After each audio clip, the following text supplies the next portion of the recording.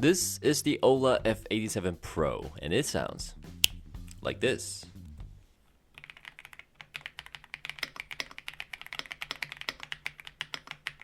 Surprised? Well, I am. This keyboard comes with looped switches, PVD keycaps, and wireless connectivity at just over $40.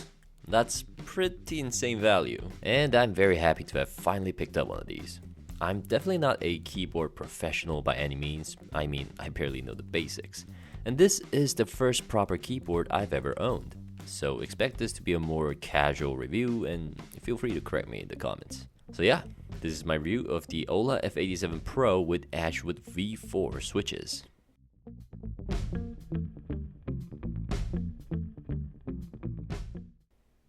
Now, big emphasis on the V4 because this is a newer version of the V3 switches that was originally on this keyboard. We'll come back to it in a bit, but first let's talk design. This keyboard comes in a plastic housing, but it's definitely higher quality than most cheap plastic keyboards. The corners are well rounded and the whole package just feels solid. For a plastic keyboard, it does have quite the heft though, so it's likely to be a stay-at-home keyboard. But the heft adds to the high-quality feel and stays firm on the desk. The keyboard is also quite tall, so getting a palm rest is recommended. Now this is an 87 key layout, one of my favorites because it's got all the buttons in the familiar places and a full-size shift key on the right. And as I said, the stock keycaps are PBT ones, so they are high quality. And most important, they had the perfect amount of texture for me. I've previously tried the Logitech MX keys, but I had to return it because my fingers just kept sliding off the keys whenever typing.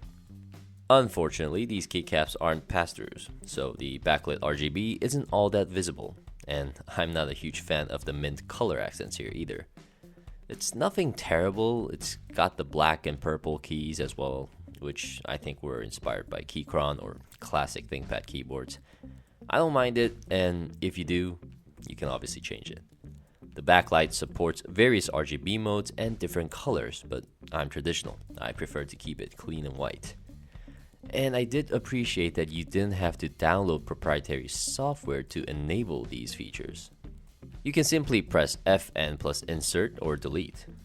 While we're on the subject, Fn plus arrow keys are the brightness settings for the backlight. Fn plus dual shift keys changes the LED strips here and on the sides as well. Lastly, my favorite is the Fn plus B key that turns the strip into a battery meter. Pretty cool.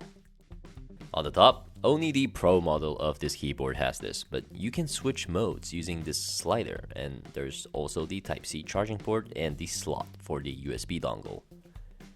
It is also worth mentioning that I recommend the Pro model and not the standard wired version, because the Pro model just comes with much better foams, keycaps, and it's definitely worth the slight increase in costs.